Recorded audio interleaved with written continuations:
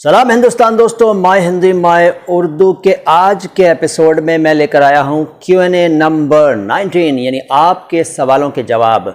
सवाल आपके जवाब MHMU के। और सवाल आप समझ ही गए होंगे, इन शब्दों के बारे में हैं। इन शब्दों को ज़रा देखिए, सही उच्चारण मैं करता हूँ, आप ज़रा ध्यान दीजिए, फिर इन शब्दों के अर्थ वगैरह के बारे में बताऊँगा।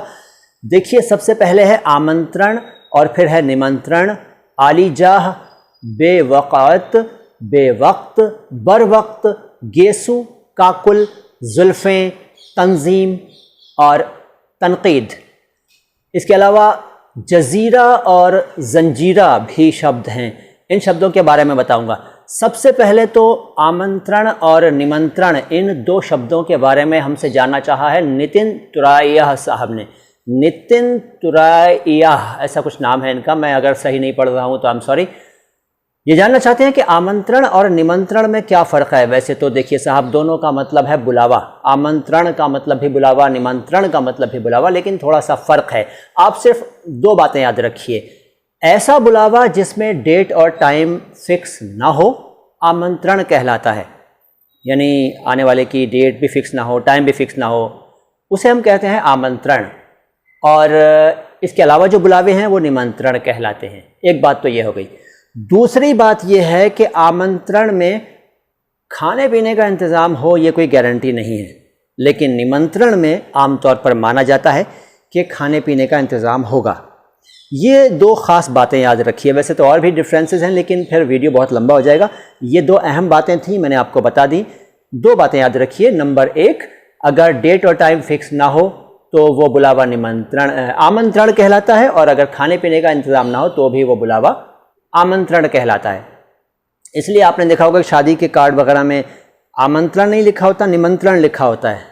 और स्टेज पर जब किसी को बुलाते हैं तो अनाउंस होता है, अनाउंस करते हैं कि अब हम आमंत्रित करते हैं फलां साहब को, आमंत्रित। तो निमंत्रण और आमंत्रण का ये फ़र्क हुआ। इसके अलावा ज़रियाब अमीन साहब जो हैं वो जानना चाहते हैं कि अच्छा, इन्होंने जो लिखा है वो मैं शायद समझ नहीं पाया या क्या हुआ। अली जान और बेवक़्त को हिंदी में क्या कहते हैं, ऐसा इन्होंने कुछ लिखा था। तो मैंने 3 शब्द ले लिए हैं। देखिए, 4 ले लिए वैसे, आलीजाह, बेवक़्त और बेवक्त। इसके अलावा बर वक्त भी ले लिया। अब मैं इन चारों शब्दों के बारे में बता रहा हूँ। बेवक़्त, बेवक्त, बर वक्त और आलीजाह। सबसे पहले आलीजाह। आलीजाह अरबी भाषा से उर्दू में आया। इसका मतलब होता है बहुत सम्मानित, बेहद मुअज़्ज़िज़, बहुत रिस्पेक्टेड। आलीजाह, आपने फिल्मों में देखा होगा, बादशाह को भी कई बार आलीजाह कहकर मुखातिब किया जाता है। आलीजाह, अगर आपका हुक्म हो तो हम ऐसा कर दें। अच्छा, इसके अलावा बेवक़्त, इसको बेवक़्त कह देते हैं जल्दी में, लेकिन ये इस तरह से लिखा जाता है। देख लीजिए, बेवक़्त।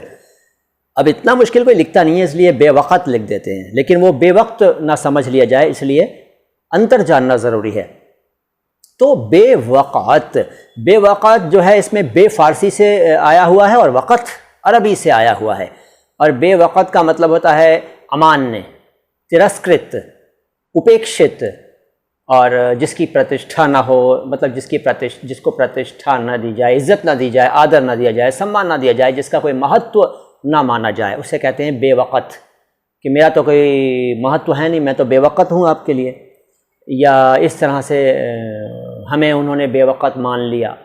बेवक्त नहीं, बेवक़्त। ठीक है। इसके बाद बेवक्त।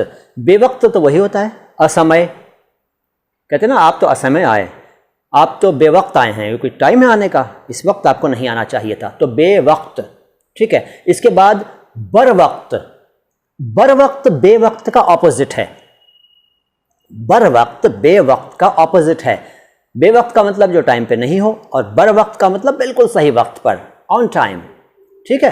तो ये अल्फाज हुए बेवक़्त, बेवक्त, बर वक्त और आलीजाह। इसके अलावा एक सवाल आया है जो कि जगन्नाथ दास साहब ने पूछा है। जगन्नाथ दास साहब कहते हैं कि गेशु क्या क्या मतलब है। जगन्नाथ साहब, गेशु मैं नहीं जानता हूँ क्या होता है। मेरे ख्याल से गेसु होना चाहिए, गेसु। और गेसु मैंने आपको बता दिया, सामने लिख दिया, बताता हूँ इसके बारे में। गेसु दरअसल कहते हैं बालों को, बाल, वो बाल जो पीछे पीठ पर हों, बड़े बड़े, ख़ास आमतौर पर महिलाओं के होते हैं, लेकिन कुछ मर्दों के भी कई बार आपने देखे होंगे बड़े बड़े बाल। कुछ सूफ़ी बुज़ुर्गों के भी बाल बड़े बड़े लंबे हुआ करते थे, तो उन्हें भी गेसू कहते थे। गेसू, लंबे लंबे बाल जो पीठ पर पड़े हों। अच्छा, बालों को तो जुल्फ़ भी कहते हैं, काकुल भी कहते हैं। देखिए उसके नीचे काकुल लिखा है, काकुल, काकुल भी लिखा है और जुल्फ़ें भी लिखा है। काकुल का मतलब है बाल, लेकिन कौन से बाल? वो जो लटें होती हैं ना, लटें लहराई हुई, वो काकुल कहलाते हैं। और जुल्फ़ें भी कह सकते हैं। जुल्फ़ों में आमतौर पर सभी तरह के बाल, लंबे बाल, लंबे बाल, ये रेशमी जुल्फ़ें, ये शरबती आँखें, इन्हें देखकर जी रहे हैं सभी, गाना भी है। तो गेसू भी बाल, काकुल भी बाल, जुल्फ़ें भी बाल। इसके बाद अगला शब्द आपके सामने नज़र आ रहा है तंजीम और तनकीद। दो लफ्ज़ हैं, दो अल्फाज, तंजीम और तनकीद। तंजीम और तनकीद के बारे में हमारे एक व्यूअर रवि उपाध्याय साहब ने जानना चाहा है। इनके सवाल को देखकर कुछ व्यूअर्स ने जवाब दिए, लेकिन वो थोड़े से अधूरे लगे मुझे।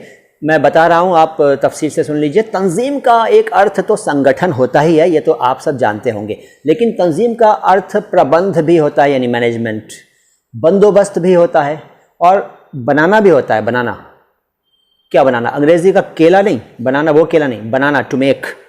तंजीम, तंजीम करना, वहाँ भी चलता है, लेकिन आमतौर पर इसका अर्थ संगठन है, तंजीम।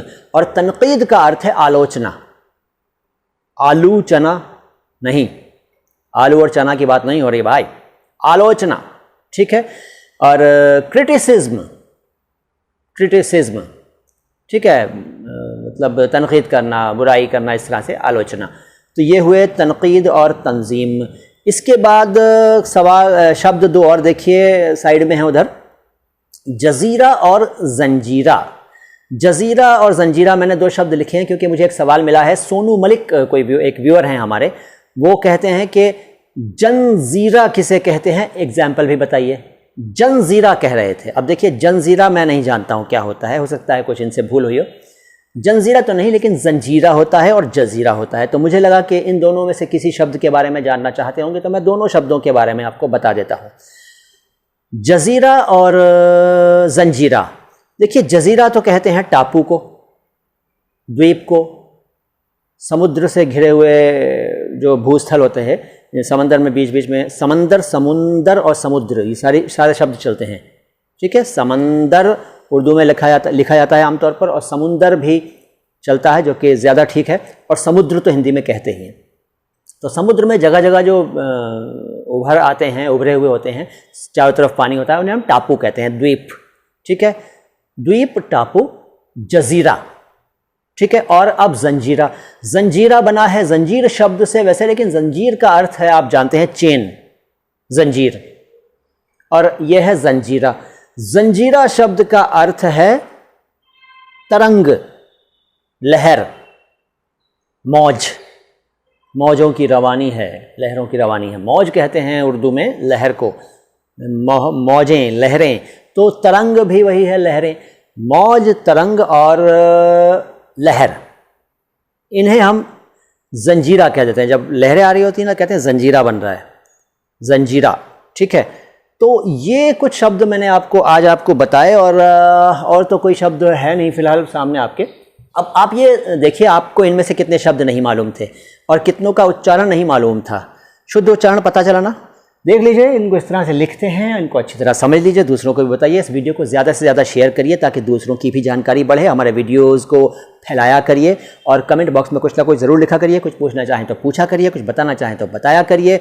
और इसके अलावा हमारे वीडियोज़ के लिंक्स को सब जगह फैला दीजिए। और इसके अलावा अगर आपने हमारे चैनल को, अगर आप नए हैं, हमारे चैनल को आपने अभी तक सब्सक्राइब नहीं किया है तो सब्सक्राइब कर लीजिए। और अगर आपने अभी तक बेल आइकन भी टच नहीं किया है तो वो भी दबा छू लीजिए, ताकि वहाँ बेल आइकन एक्टिव हो जाए और आपको हमारे आने वाले वीडियोस की इन्फॉर्मेशन मिलती रहा करे। आता हूँ बहुत जल्द लेकर कोई और बढ़िया सी जानकारी आपके लिए। फ़िलहाल तो मोइन शम्सी को इजाज़त दीजिए। सलाम हिंदुस्तान।